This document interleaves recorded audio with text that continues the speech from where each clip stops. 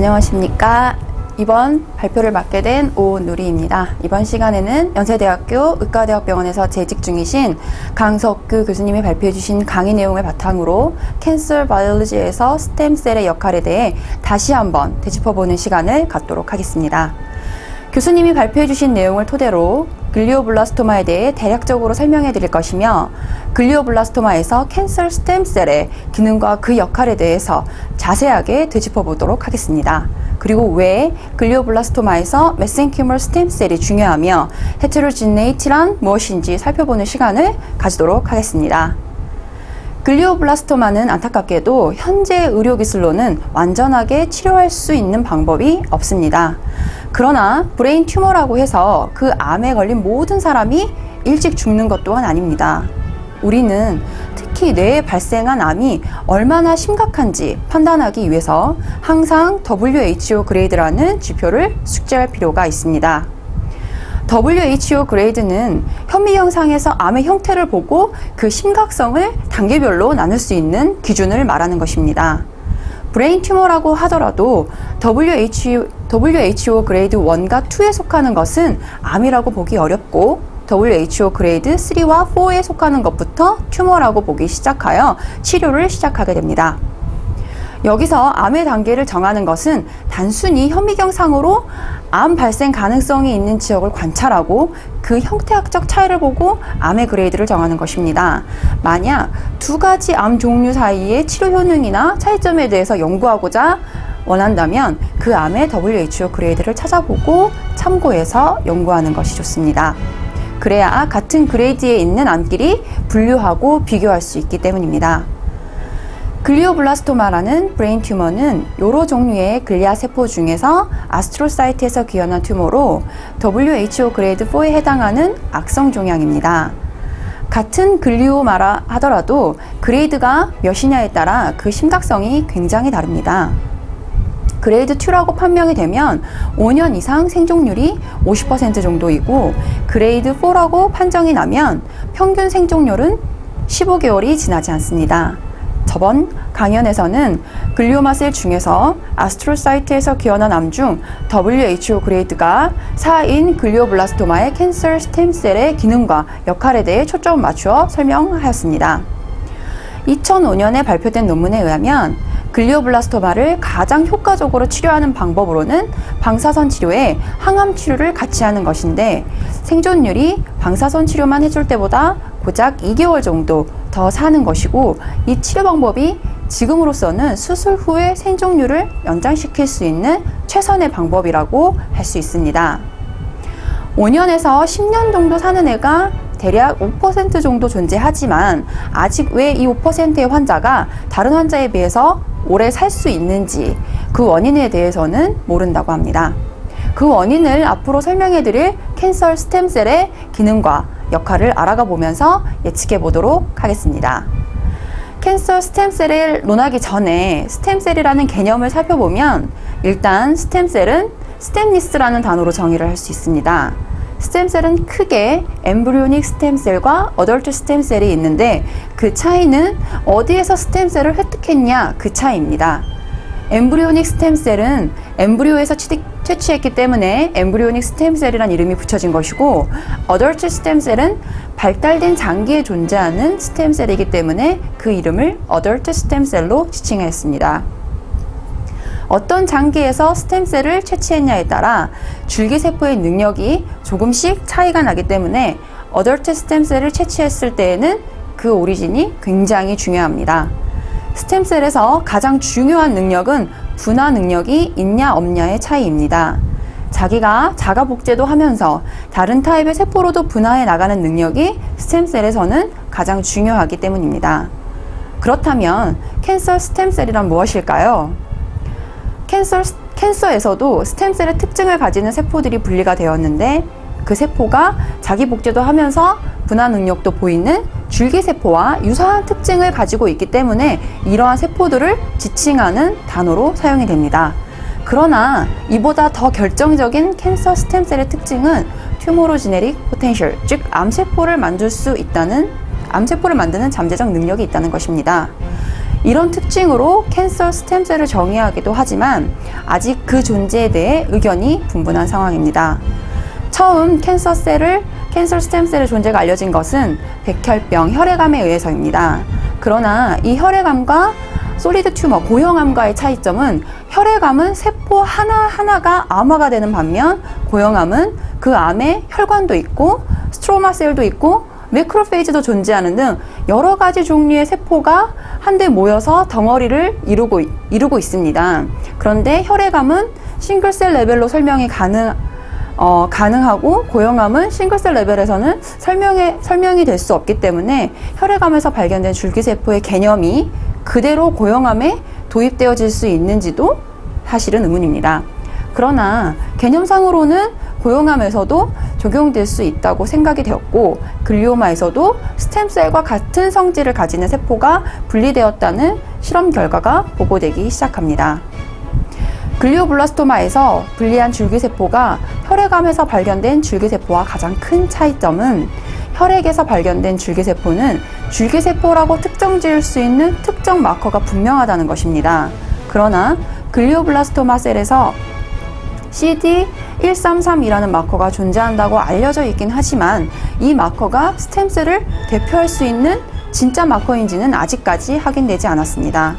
그래서 캔서 스템셀의 존재 자체가 확정적이지 않기 때문에 고형암에서도 특히 글리오블라스토마에서 캔서 스템셀의 존재는 확실하지 않는 것이 사실입니다. 그러나 글리오블라스토마에서 스템셀이 존재하는 몇몇 실험들을 통해서 점점 밝혀지고 있습니다.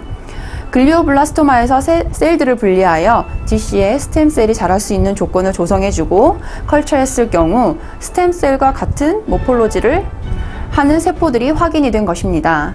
그 다음 마커들을 분석해 보았는데 형태학적으로는 스템셀이라고 하더라도 꼭 마커의 존재를 확인할 수 없다는 결과들이 보고되었습니다. 그래서 아직까지는 정상 줄기세포와 같은 형태학적 특징을 보이고 그 세포 하나하나를 떼어내어 분리시킨 후 특정 시그널을 주어 그 세포가 유래한 세포로 다시 분화가 가능하다면 마커의 존재 유무를 떠나 캔서 스템셀이라고 잠정적인 결론을 내리게 되었습니다. 인비보 실험을 위해서는 캔서셀을 조직에 넣어 캔서를 만들려고 한다면 캔서셀만만 조직에 접종할 경우 이렇게 모양이 예쁜 캔서가 발생하는 것을 볼 수 있습니다.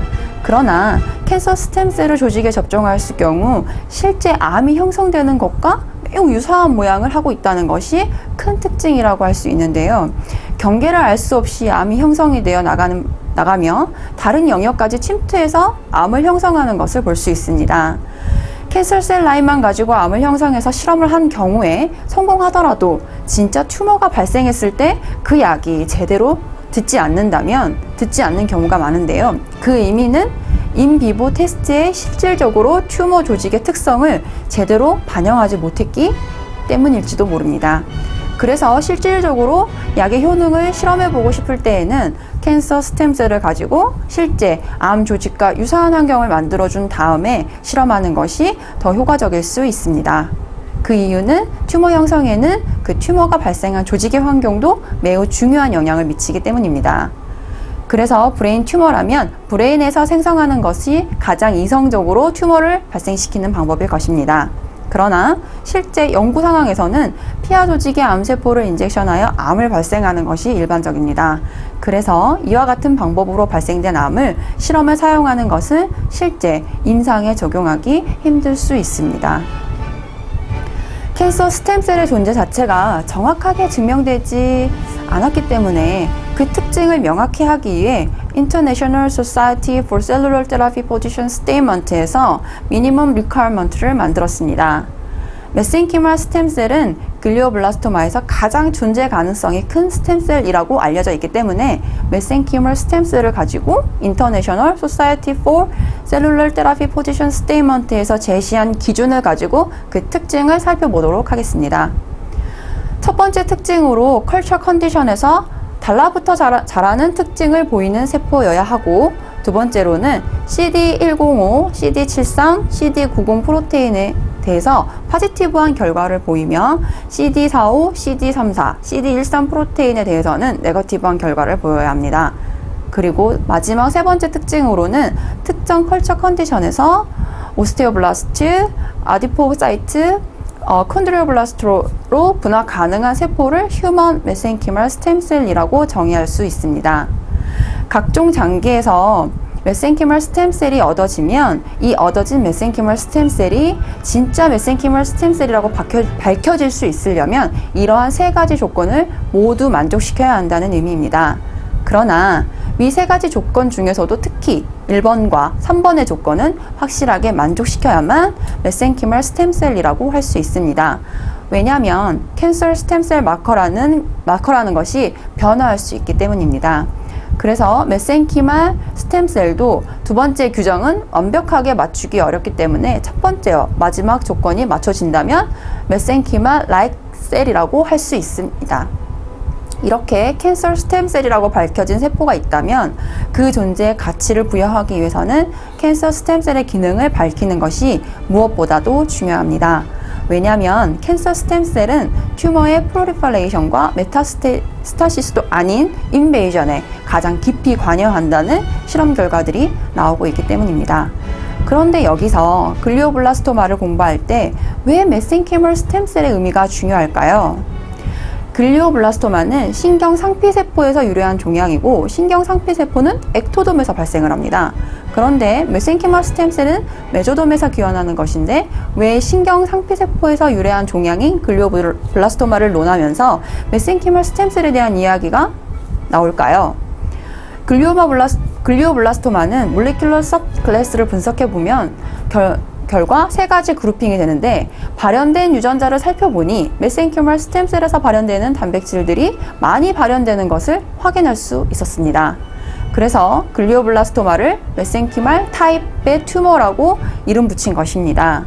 그리고 메센키멀 셀 타입과 유사한 글리오블라스토마가 가장 환자에게 치명적인 암이라는 결과도 보고가 되었기 때문에 중요성이 더욱 부각되기 시작했습니다. 이렇게 그룹핑을 하게 되면 좋은 이유는 같은 글리오블라스토마라 생각했던 환자가 몰레큘러 레벨에서는 본질적으로는 다르다는 것을 인식할 수 있고 그 결과를 바탕으로 좀 더 효과적인 치료 방법을 개발할 수 있기 때문입니다. 이번에 살펴볼 개념은 암줄기세포의 헤테로지네이티입니다. 그 뜻은 아무 종류에 따라서 줄기세포의 특징이 다르다라는 개념이 아니라 한 종류의 암에서도 암 전체에서 어느 부분을 떼어내어 분석하냐에 따라 암 줄기세포의 종류가 다르다라는 것을 의미합니다. 이게 이번 강의에서 중요한 개념인 헤테로지네이티입니다.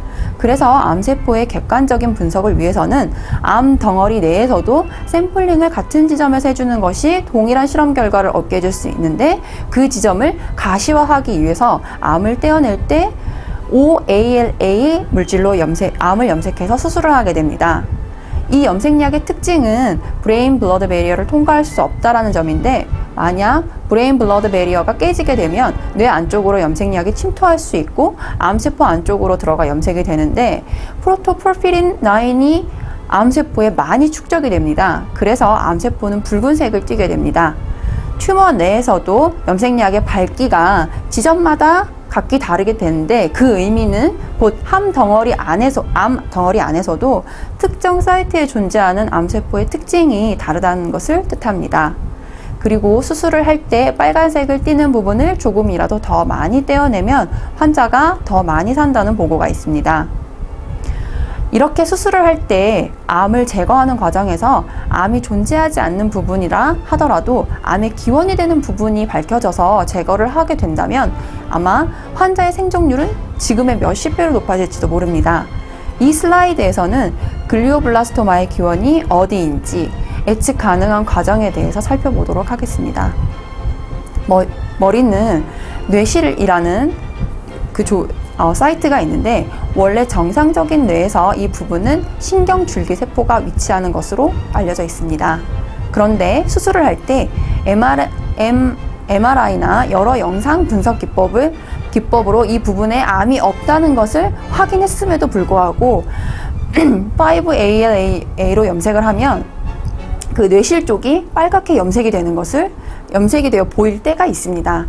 암은 없어도 스템셀이 존재하는 정상 뇌실 쪽이 빨갛게 보이는 이유가 글리오블라스토마의 기원이라서 빨갛게 보이는 거라면 그 의미는 곧 기원을 찾을 수 있다는 뜻일 것입니다.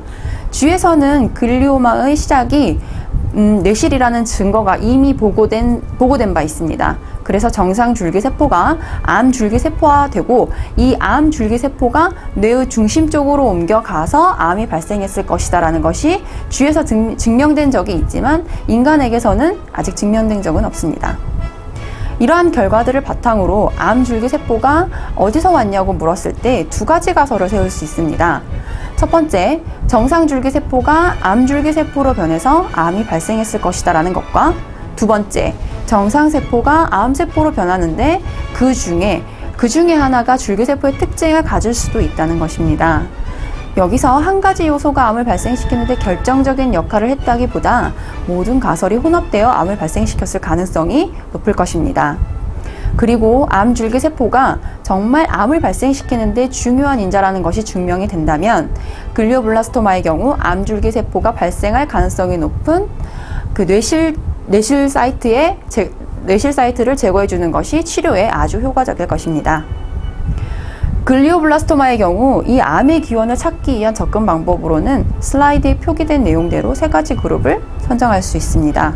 첫째, 5ALA에서 포지티브한 subventricular zone 그룹과 두 번째, 네거티브 subventricular zone과 네거티브 마진을 채취한 그룹, 그리고 세 번째, 5ALA의 포지티브한 튜머의 코어를 채취한 그룹인데 이 세 그룹의 몰리큘러 레벨에서 바이올로지컬 펑션과 암이 만들어지는 경향 등을 조사하여 캔서 스템셀의 기원을 찾는 것입니다. 단적으로 5ALA에 염색되는 경향을 조사하여 암이 발생되는 지역을 예측하여 수술할 때 제거한다면 더 효과적인 치료가 가능해질 것입니다. 실제 캔서 스템셀이 존재한다고 추정되는 곳을 제거하여 향상된 치료 효과를 본 결과를 보면 한쪽 subventricular zone에 암이 생겼는데 반대쪽 subventricular zone에 암이 발생하지 않았더라도 제거를 하였더니 암의 호전도가 좋아졌다는 보고가 2012년에 있었습니다. subventricular zone에 암이 발생하지 않더라도 염색되는 유무를 가지고 치료의 타겟이 될 수 있고 암을 치료하는 데 효과가 있다는 것을 보여준 최초의 논문이라서 그 의미가 깊다 할 수 있습니다. 그리고 글리오마의 기원이 벤트리큘라 존일 것이라는 이론을 증명한 결과이기도 합니다. 그리고 현재 글리오블라스토마를 치료할 때 서브벤트리큘라 존과 튜머 코어를 동시에 분석하여 바이올로지컬 펑션이 무엇인지 밝혀내는 작업이 전 세계적으로 계속 진행 중에 있습니다.